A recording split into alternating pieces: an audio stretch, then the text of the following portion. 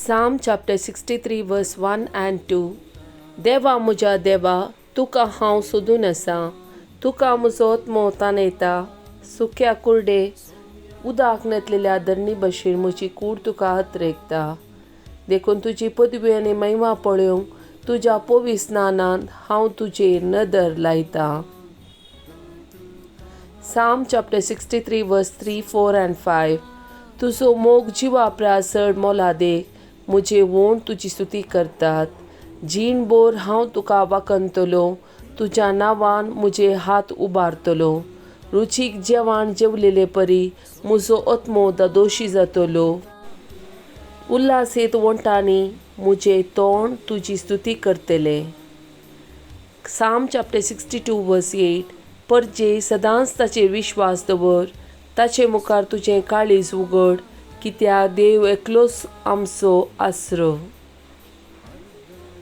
Exodus chapter 2 verse 23. लांब काळ सोंपल्या उपरांत इजिप्तचो राय मेलो, पूण इस्रायल लोक आनीक गुलामपणांत वळवळटलो. तांणी आदारा खातीर बोब मारली आनी ती बोब देवा सरशीन पावली.